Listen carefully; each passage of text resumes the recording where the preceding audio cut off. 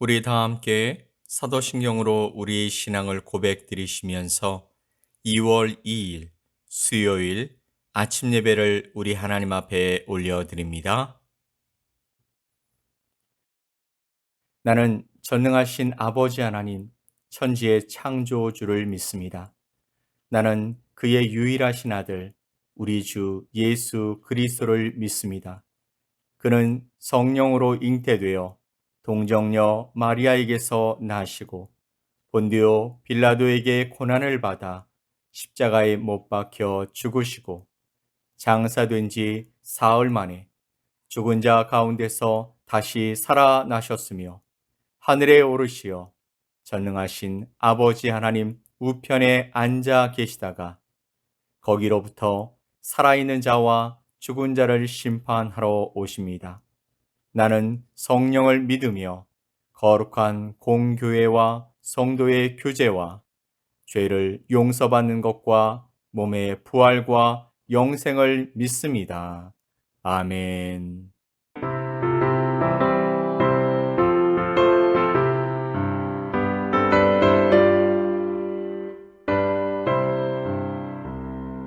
듣는 사람마다 복음 전하여 복스러운 소식 두루 퍼지세.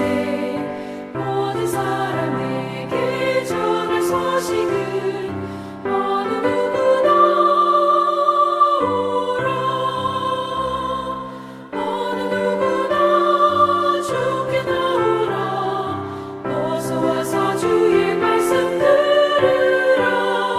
하늘아버지가 오라 하시니 어느 누구나 오라. 어느 사람들은 진짜 말고서 문 열었을 때에 들어오시고 생명길은 오직 구주 예수니 어느 누구나 오라. 어느 누구나 주께 나오라. 어서 와서 주의 말씀 들으라. 하늘아버지가 오라 하시니 어느 누구나 오라.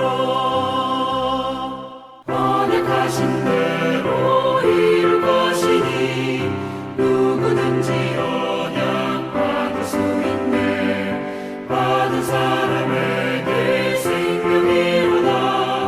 어느 누구나 오라. 어느 누구나 주께 나오라. 어서 와서 주의 말씀 들으라.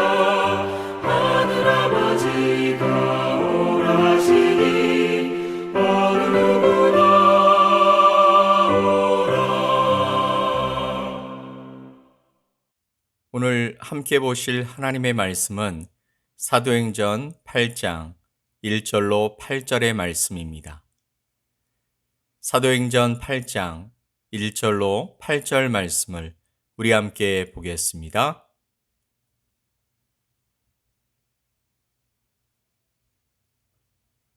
사울은 그가 죽임당함을 마땅히 여기더라.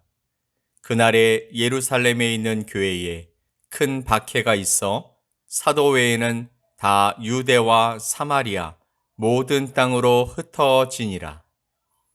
경건한 사람들이 스데반을 장사하고 위하여 크게 울더라. 사울이 교회를 잡멸할세 각 집에 들어가 남녀를 끌어다가 옥에 넘기니라.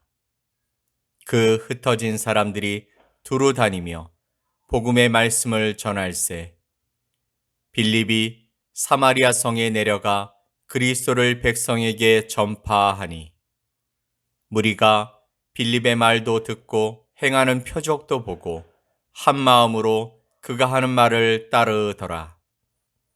많은 사람에게 붙었던 더러운 귀신들이 크게 소리를 지르며 나가고 또 많은 중풍병자와 못 걷는 사람이 나으니 그 성에 큰 기쁨이 있더라. 아멘. 스데반이 순교한 그날부터 예루살렘에 있는 교회에 큰 박해가 일어났습니다. 그래서 사도들만 남고 예수를 믿던 사람들은 다 유대와 사마리아 모든 땅으로 흩어집니다. 기독교가 탄생하자마자 위기를 맞은 것입니다. 그리고 기독교에 대한 박해는 한때로 끝난 것이 아니었습니다. 그 후로 로마 제국의 황제 콘스탄티누스가 기독교를 공인하기까지 약 300년간 박해의 역사는 계속되어졌습니다. 로마 제국이 기독교 국가로 돌아선 이후에도 오늘날까지 회교권 국가를 비롯한 일부 타 종교 국가들 그리고 공산권 국가들에서의 기독교의 박해는 계속되어지고 불행하게도 그 가장 심한 기독교 박해가 바로 우리의 북한 땅에서 지금도 행해지고 있습니다. 다니엘 기도회를 통해서 보면 지금도 북한에 지하교회의 명맥이 이어지고 있음을 듣게 됩니다. 분단되고 북한이 종교의 자유를 금지한 지 언 70년이 넘었지만 박해가 하나님을 믿는 신앙을 없이 하지 못함을 알게 하는 것입니다. 2019년 중국의 한 목회자와 성도들 약 60명이 제주도로 입국해서 종교적 이유로 망명을 신청했습니다. 그리고 얼마 전 우리 법원의 판결이 나왔습니다. 법원은 아무런 언급 없이 그들의 망명을 불허했고 그들을 돕는 한 선교회의 소식에 의하면 약 2주 안에 그들은 한국을 떠나야 하는 상황이 될 수도 있다라고 말합니다. 그들은 중국 공산당이 내세운 삼자 교회에 가입하기를 거절했고 공산주의의 무신론과 전체주의 교육을 아이들에게 받지 않게 하기 위해서 초등학교를 세워 가르쳤는데 당국에서 그 초등학교를 없애기 위해 건물주를 압박해 강제로 학교를 닫게 만들었다고 합니다. 그래서 목회자와 성도들은 만장일치로 중국을 떠나기로 했고 제주로 넘어와서 대한민국 정부에 망명 신청을 했지만 거절당했던 것입니다. 지금 이 시간에도 어떤 이유로든 복음을 가진 그리스도인에 대한 박해가 자행되는 곳이 지구 곳곳에 존재하고 있습니다. 그럼에도 그 박해와 어려움 속에서도 신앙을 지키는 많은 그리스도인이 있음을 우리는 알아야 하는 것입니다. 다시 본격적으로 조직적인 박해를 받기 시작한 초기 예루살렘 교회의 이야기로 돌아가 봅니다. 박해는 분명 교회의 위기기는 하지만 박해는 언제나 성장의 기회였음을 교회의 역사는 증언하고 있습니다. 그 첫 번째 예를 바로 예루살렘 교회가 보여주는 것입니다. 예루살렘에서의 박해는 사도들만 남기고 교인들을 유대와 사마리아 땅 사방으로 흩어지게 만들었습니다. 1절 말씀을 보면 그날에 예루살렘에 있는 교회에 큰 박해가 있어 사도 외에는 다 유대와 사마리아 모든 땅으로 흩어지니라. 아멘. 그러나 그것은 예루살렘 교회의 붕괴나 소멸을 뜻하는 것이 아니었습니다. 오히려 그 반대였죠. 유대와 사마리아로 흩어진 사람들은 무서워서 숨어 산 것이 아니라 두루 다니면서 복음의 말씀을 전했던 것입니다. 4절 말씀을 보면 그 흩어진 사람들이 두루 다니며 복음의 말씀을 전할세. 아멘. 부활하신 예수님께서 승천하시기 직전에 오직 성령이 너희에게 임하시면 너희가 권능을 받고 예루살렘과 온 유대와 사마리아와 땅끝까지 이르러 내 증인이 되리라 하신 말씀이 그대로 이루어지기 시작한 것입니다. 오늘 본문은 그 첫 번째 사례를 우리에게 전하고 있는 것이죠. 5절 말씀을 보면 빌립이 사마리아 성에 내려가 그리스도를 백성에게 전파하니. 아멘. 빌립이 사마리아로 가서 거기 백성들에게 예수님을 전파한 것입니다. 스데반으로 인한 박해가 없었다면 아마 예루살렘 교회는 그곳에서 여전히 유대인들과 개종한 유대인들을 상대로 복음을 전하는 일에 몰두하고 있었을 것입니다. 하지만 사도행전 1장 8절 말씀에서 예수님이 부탁하신 말씀이 이루어지기 위해서 하나님은 특단의 방법을 취하셨던 것이죠. 믿음을 지키기 위해서는 예루살렘을 떠나야 하는 방법으로, 믿는 자들을 세상 가운데 흩으시는 방법으로 복음이 땅끝으로 나아가게 만드신 것이었습니다. 자, 그러면 여기서 그 첫 번째 주자인 빌립은 누구일까요? 12사도는 예루살렘에 남아 있었다라고 말씀하신 것으로 볼 때 이 빌립은 사도 빌립이 아니었습니다. 그는 사도들이 기도와 말씀에만 전념하기 위해 세운 7사람의 명단에 스데반 다음으로 그 이름이 오른 바로 빌립 집사였던 것입니다. 빌립 또한 스데반처럼 말도 잘하고 표적을 행하는 권능도 있었습니다. 6절과 7절 말씀을 보면 무리가 빌립의 말도 듣고 행하는 표적도 보고 한 마음으로 그가 하는 말을 따르더라. 많은 사람에게 붙었던 더러운 귀신들이 크게 소리를 지르며 나아가고 또 많은 중풍병자와 못 걷는 사람이 나으니. 아멘. 그는 많은 사람들에게서 그들에게 붙어 있었던 더러운 귀신들이 크게 소리를 지르며 나가게 했고 많은 중풍병자와 걷지 못하는 사람을 낫게 했습니다. 빌립이 행하는 표적을 보고 또 그가 하나님의 나라와 예수 그리스도의 이름에 관하여 전도하는 것을 들은 사람들이 한 마음으로 그가 하는 말을 믿었으며 세례를 받고 따르게 되었다라는 것이죠. 그리고 놀라운 것은 그 사마리아 성에 큰 기쁨이 찾아왔다라는 것입니다. 예루살렘에서의 박해는 이렇게 복음이 예루살렘 밖으로 퍼져나가는 계기가 된 것입니다. 이것이 바로 하나님의 역사입니다. 그리고 이것은 어쩌다 일어난 사건이 아니고 주님께서 예고하신 일이었습니다. 그러나 이 이야기는 여기서 끝나지 않습니다. 사마리아가 하나님의 말씀을 받았다라는 소식을 들은 예루살렘의 사도들은 베드로와 요한을 사마리아로 보냈습니다. 이 두 사도는 사마리아로 내려가서 그곳에 새 신자들을 위하여 기도하고 안수했으며 다시 예루살렘으로 돌아오는 동안 사마리아인의 여러 마을에서 복음을 전했습니다. 25절 말씀에 두 사도가 주의 말씀을 증언하여 말한 후 예루살렘으로 돌아갈새 사마리아인의 여러 마을에서 복음을 전하니라. 아멘.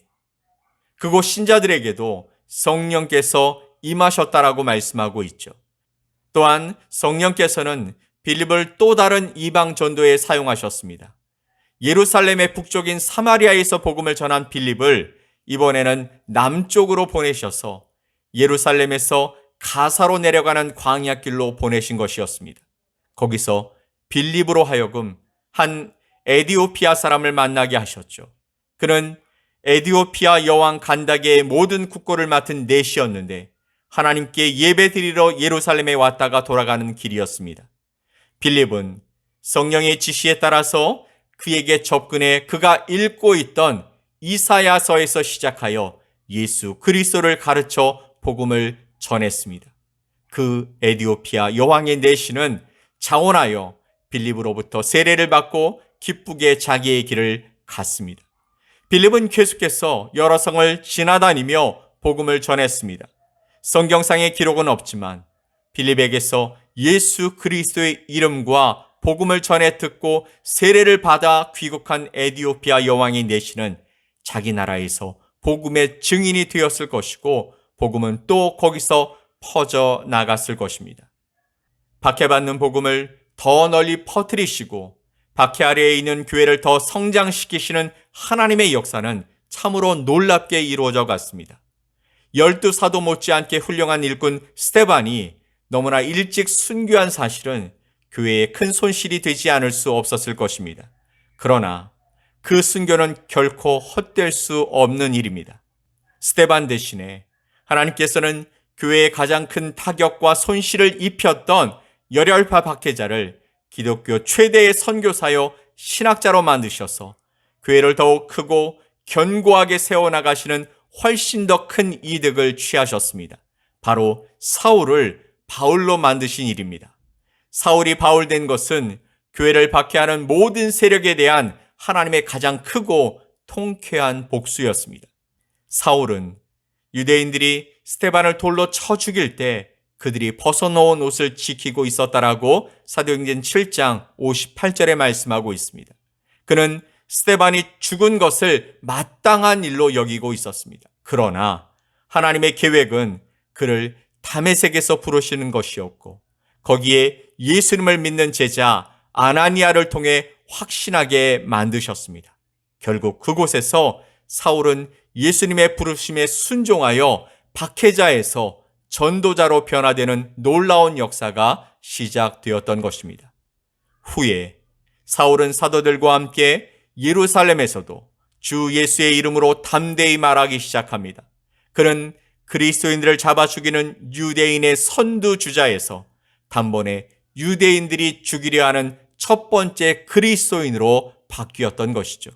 사울을 자기 편으로 얻은 교회는 유대와 갈릴리와 사마리아에서 든든히 서갔고 주를 경외하며 성령의 위로를 받는 가운데 수적 성장을 더해갈 수 있었습니다.